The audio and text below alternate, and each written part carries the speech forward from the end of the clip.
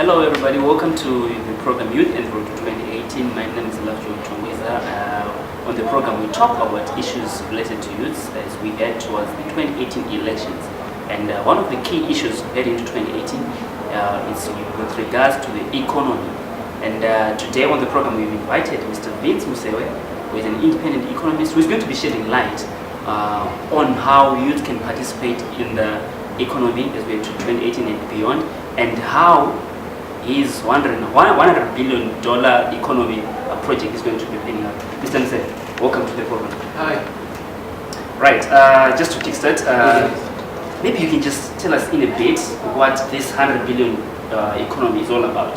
So let's okay, well, let me start by saying that we are in a particular situation as a country where we are, number one, we are not generating adequate income as a country. Our exports are not generating adequate income in order for us to meet our day-to-day expenses as a country.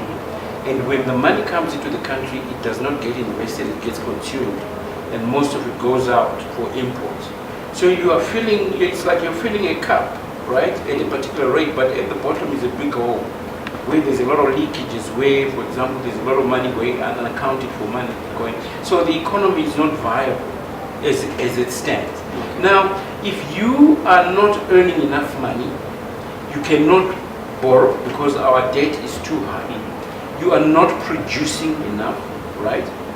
What do you do as a country? Because you're now in big trouble, right? What I'm saying is that the first thing we need to do, we need to look beyond today. We now need to say, okay, this system has not worked. Now we need a long-term vision so we can start adjusting towards that vision. And it's not going to be a short-term thing. So the first thing we must appreciate is that we are one of the richest countries in Africa, if not in the world. In terms of what? In terms of mineral wealth. Okay, right. So you have this country that is no longer viable, right? And yet it's sitting on prodigious amounts of wealth. Right. Now, in any business, if you have that kind of scenario, what you would do, you would identify the assets that you can sell in order for you to begin to actually get money into the system and recover. And to me, that is the best solution that Zimbabwe can take in order to go towards a $100 billion economy. So critical for that, we need a rescue. We need an economic rescue fund. Right? And I am saying we can actually, as a country, even afford $20 billion. Right? We need a $20 billion rescue fund so we can kickstart this economy. Okay. Right? That $20 billion, for example, can be used for infrastructure rehabilitation, for revival of the agriculture infrastructure and production, for industrial recovery, and for social services, and even a bit of welfare, so that we can actually begin to move towards a better economy. Short of that, in my opinion, I don't see any other way out, because we can't borrow as a country, right? So that's the solution that I'm putting on the table. All right, fine. You're talking about this economic, this 20 billion, right? Yes. Recovery fund, right? Yes. Rescue fund. Yes. Who is willing to give us this money? That's not the issue. You know, there's a lot of money. There's about 16 trillion in the world that is looking to be placed somewhere. There's a lot of money out there, right? What we have to do, we have to make that attractive. In other words, we have to say, okay, what is it that will actually bring people to want these assets? And then we have to package that asset so that it can be attractive. It's not difficult. I mean, there's a lot of people there who can structure such a deal. So it's not impossible at all. I mean, if I can give you, for example, it's estimated that Zimbabwe has got 11 million tons of lithium.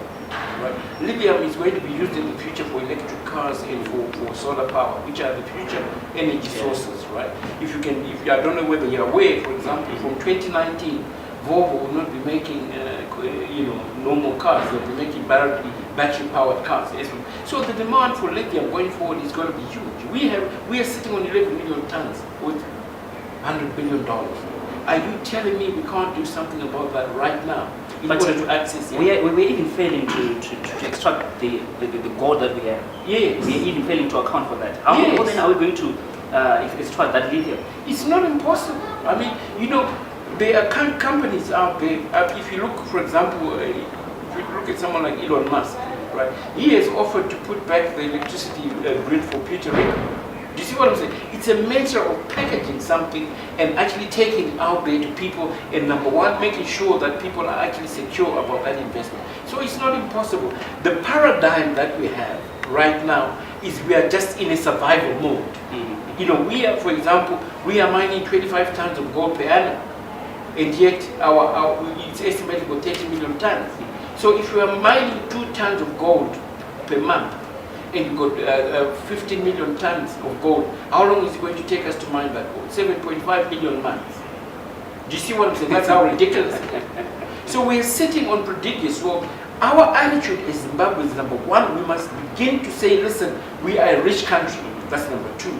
We are not poor, right? We are poorly managed. Okay. To me, that is the fundamental thing. So we then have to say, how do we begin to move towards actually creating an environment where we can all begin to contribute and manage this country? And that is where the problem is. We've got a lot of fight, a political conflict, where people are fighting each other to say, you know, you guys must leave power. Zanu-PF is not going to fold up its chairs and leave. Do you see what I'm saying? You know, they're actually going to fight to stay in power, right? So we've got these competing forces that are really got nothing to do with sorting the economy out. And to me, it's sad because a significant number of youth have been sucked into this political thing, and it's now a survival. And we are not looking beyond Mugabe. We are not looking beyond 2018, simply because obviously everything is in survival mode. And that is the saddest reality of this country. Youth have been sucked into these dog fights. Yes. In your plan, in $100 billion economy plan, where do they come in? Okay, let me tell you. Let's take agriculture. Right. We can, for example, start a rescue fund of 20 billion. We take 5 billion and we put it in agriculture. But what do we do in agriculture? We create agricultural incubators for youth, provincial incubators. So we have a region of agriculture. We know, for example, particular regions are good for. So we put an incubator, for example, let me give you an example, in Harare, right? And this incubator is going to be producing ABC. We then put youth who want to be in agriculture in that incubator for the next, whatever, a year, almost like an apprenticeship. They get trained and they become competent, actually farmers, before they exit that incubator. And on exiting that incubator, they allocated land and capital so that they're actually able to grow. So we can actually put a better youth empowerment model than what has been done to date, where you are just given 5,000 and you've got no training, right? But you have no idea which business you're going into. You haven't even been trained in that business. So invariably, what do? You open a hair salon, right? Which is really not going to add value. So we need a clinical approach that says, what are the key areas going forward for the economy? Agriculture is critical. Mining is critical. Renewable energy is critical. ICT is critical, right? And maybe tourism. So if you look at those 5 sectors and let's say, how can we then create incubators so youth can actually get trained for the next 2 3 It's a waste of time going to a university to do a BA, right? The 21st century is a significantly different world for you guys compared to us. It's about cognitive skills. It's about ICT and you being able to actually, do you see what I'm saying? So we need to take that into consideration and create technical skills for youth. Germany has done that very well in that because they've got a big youth bulge, they're focusing more on technical skills than on going to, to college in order to study academics. Do you see what I'm saying? So we then have to say, to link our training with the sectors that are going forward in order to help us. But once youth have come out of this incubator, for example, you then facilitate and make sure they've got access to capital and support so that they are actually successful. All right. Another argument could be that Zimbabwe is still a developing country. Yes. We can't really compare ourselves to the likes of Germany and all those countries. So is it really necessary for us to go technical, or we've got other things that we can say we are focusing more on rather than going technical? No, we have to go technical because, that is, we in a global economy, this idea that, I always have this argument, people say, no, Germany is way ahead of us, whatever. If you are playing in the Premier League and you want to be in the Super League, you have to look what's happening in the Super League. Okay, so currently we are a developing country and we can actually expedite and accelerate our development by taking up methods that are already in the developing world. So to me, it's actually a win-win situation where we can accelerate development. And then you also mentioned that Zimbabwe is in a survival mode. Let's just juxtapose the situation that we're in, that we find ourselves in right now, to that one of 2008. How do we get out of this situation? Okay, what is the current situation? The current situation is the issue of liquidity. Right? We don't have enough cash in the system. There are goods and services, we don't have cash. Right? Whereas in 2008 we had cash, there were no goods. Right? So that to me it's the opposite. Right? So how do we ensure that we actually begin to earn enough money? Zimbabwe does not have a currency problem. Zimbabwe has a production crisis. Okay. Whether we change to rand, to pula, to whatever currency, we still have to earn that money. So we have to export goods and services so that we earn that money. So unless we begin to focus only on production and reduce our consumption, reduce the number of imports. Let me give you an example. Everybody was actually complaining about this SIC 164, right? It's actually good for the economy because any economy that develops must begin to produce goods local. Every dollar you buy of an imported good is exporting a job than a good that you buy in Zimbabwe. You're actually creating jobs in Zimbabwe. So we need to change our philosophy and say we need to buy more local goods, we need to encourage local production in order for us to actually begin to create jobs.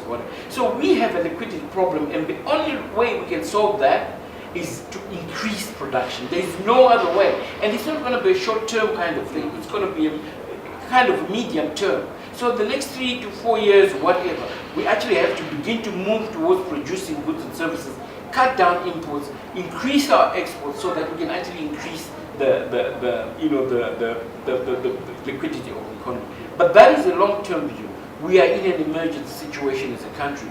Poverty is high, there is no liquidity, there is no jobs. Hence, that's why I'm talking about this rescue fund that I'm talking about. We have assets.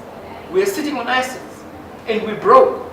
I mean, imagine if you had 5 cars and you needed money, what would you do? What would be the first thing you do? You'd sell one of your cars.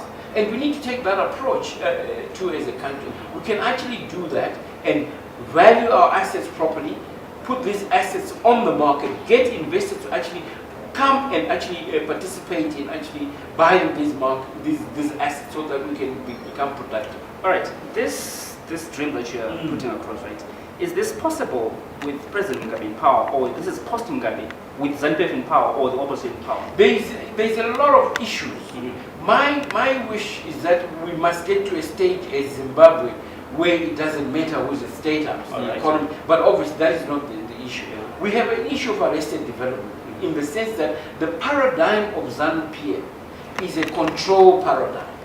It's from the old age of control paradigm. So they want to control prices, they want to control vendors, they want to control exports, they want to control imports. It doesn't work. It is not working. You cannot be policing prices, right? You have to create an environment that is open, that is free enterprise. And that environment will actually generate its own equilibrium. And that is the paradigm shift that we need to move to. The old generation are not there. They are, let's be honest. These guys cannot take us where we want to go. That's the long and short. All right, this is the program Youth and the Road to 2018. Today I've got Vince Musewe, who is an independent economist, and we're talking about the issue of the $100 billion economy as we head towards the 2018 elections. Right, let me put you on the spot. Yesterday, Mr. Chombo was taken to to be the Minister of Finance. What's your take? Okay, the Minister of Finance is a critical factor in any economy. It's not something you can just chop and change. Because let me tell you something. The current minister has been trying to do things for the last 3 years. And then suddenly it's not there. So what happens? You get a new minister who's got a totally different plan, who's got a totally paradigm.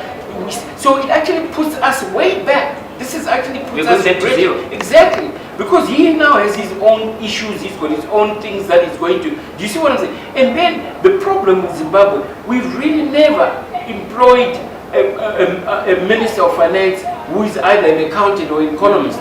We've always put lawyers right there.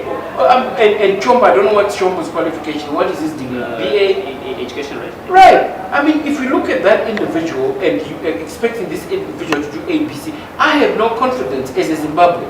Now imagine the international community or international investors. The Minister of Finance is key. Everything else, let's even ignore it. You need a competent person who understands economics, who's got integrity and who's got a good reputation to actually manage the country's finances. At this stage, there is absolutely no confidence that has been built by actually changing the Minister of Finance. So you're saying, in other words, President Mugabe could have scared away international investors? Absolutely. I mean, imagine you are in overseas and you are negotiating a big deal, and suddenly on the news you heard there's new Minister of Finance. Everything stops because the terms will change. You see, we don't have consistent policy. Our policy is very dependent on personality and what that person values. And at the end of the day, the game changes in midstream. And it's not good for the economy. It's not good for investors. It doesn't create confidence and consistency, which is something we really need as a country right now. All right. I tend to have a bias for youth, right?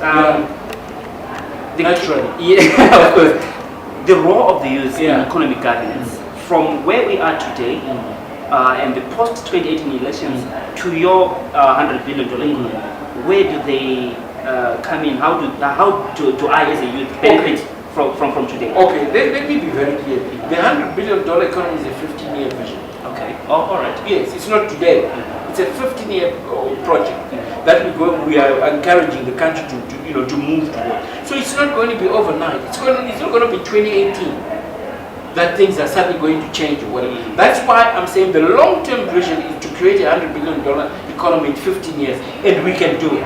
But in the meantime, today we need 20 billion, a rescue fund, so we can create jobs for you guys. Do you see what I'm saying? So it's more about the long-term vision, 100 billion. Right now, the country needs 20 billion. And we need to package ourselves so we can raise that 20 billion. That is where the challenge is. We're talking about the youth and now let's talk about going to economy. Let's talk about the summary of the Zim economic situation heading to 2018. There's always that thing that whenever we're heading for elections, things are going to get worse. From where we are today, where do we see ourselves, let's say by June next year? Suppose that's when we have elections? Yeah. Well, nothing significant is going to change because there's no policy in place. Zimbabwe needs a big injection of capital, of liquidity. Okay? The next season, for example, the agricultural season, the tobacco season will start next year. We've got one tobacco season. What do we get from a tobacco season? 600 million. Do you see what I'm saying? And we obviously got the maize season, right? That is also coming. So we got one turn.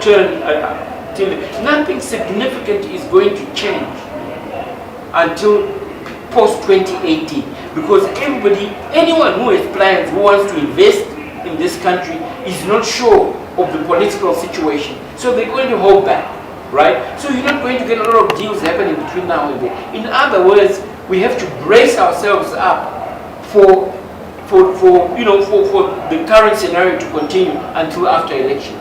There's nothing significant that is going to happen between now and elections. Yeah. And then in one of your posts, Facebook post, you talk about foreign capital. Yes. Can you just... One of the challenges of Africa is that we don't have own capital, right? So that when foreign capital comes into Africa, it comes with an agenda that does not necessarily benefit Africa. Let me give you an example. China has got a strategy for Africa, right? In China, because of the increasing incomes, you are getting a booming middle class. This middle class is changing its diet of what they are eating, right? They have to be fed. So China is looking for land to grow food, not for you and me, but for Chinese, for their own, right? And the same happens with any country that comes into Zimbabwe. It's never about us, it's about them. And the sooner we appreciate that, the better. So when we sit at a table and we're trying to negotiate, we must ensure, number one, we've done our homework. Let me give you an example. We don't even know the extent of the minerals that this country has and their value. So how can you go on a table and begin to negotiate as a country? Do you see what I'm saying? So we have, number one, to do a lot of research, exploration of the resources that we have. We have to be creative in the models we have. We have to put competent people to negotiate on behalf of the country, so that they can do the best deal for this country. So we have to look after ourselves. So I am saying, as Zimbabwe, we are on our own. We must never be naive to assume that international community really cares about that. They've got their own problems. And when they come to this country, it's more is what is in it for them not what is in it for Zimbabweans. It is only Zimbabweans who can begin to articulate and protect their interests. So that is what I mean when I say that we need to control the influence of foreign capital in, number one, what sectors they invest in the country and the kind of business models that they actually invest. One of our problems is that a lot of countries continue to extract primary products from us, right? That has to stop. We have to refuse where countries are just going to come and, for example, take our chrome. We have to begin to say, if you want our chrome, you have to value add. You have to export it once it has been processed as ferrochrome. You can't just export raw chrome. But even number two further, we have to begin to industrialize so that whatever we mine, whatever products that we produce, we value add and begin to export them as manufactured goods and not as raw materials. And it's only Zimbabweans who can actually make that happen. All right. Industrialization requires industrial capital. Yes. Right. And as it stands, you're saying no one cares about us. Yes. And we've got companies like Cisco. Yes. How then do we recapitalize those? How do we resuscitate them? We can. I mean, we have to. Let me give you an example. If you look at the SADC market and the COMESA market, even just look at Africa, we've got 1 billion population of consumers. That's a huge market. We don't even have to worry about exporting. So we have to trade with each other as Africans. But we have to trade in manufactured goods, right?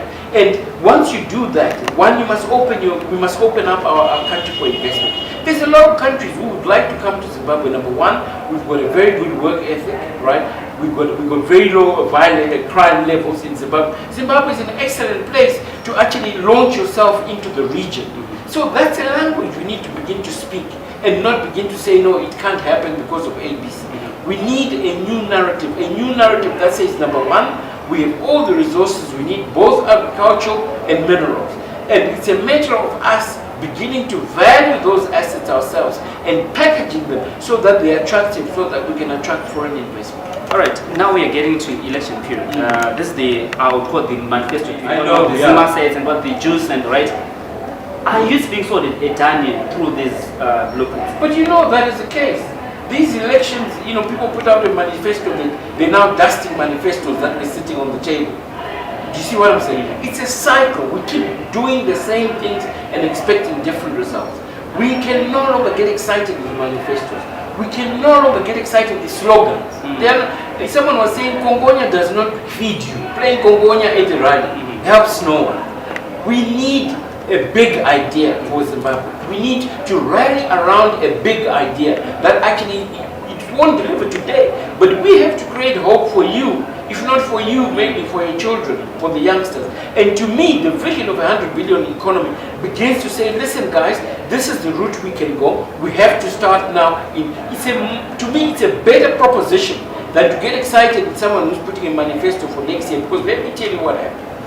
People get excited, they'll vote people because of the manifesto, right? And then there's no mechanism to actually measure whether they deliver on that manifesto or not. You have to wait another 5 years. And again, new manifestos. Yeah. So we go through this cycle of promises that really does not deliver to you. Number one, we need to take a long-term view as youth, right? We need to take a 10, 15 years to say, where is your life going to be in 10 years? And we need to begin to move in that direction now. Because unless we do that, we will have these 5-year cycles. In other words, you're saying the youth that are going to be voting next year, yes, they can just look beyond the 5-year plan. Yes, you must have a 10-year plan, 10, 15-year plan. Because the 5-year, you know, I mean, right now we need transition. Because we are moving from the old, hopefully, to the new, but I doubt it, right? Unless we move to the new in 2018, it's going to be the same thing. So we have to have an economic vision that is divorced from the political kind of cycle.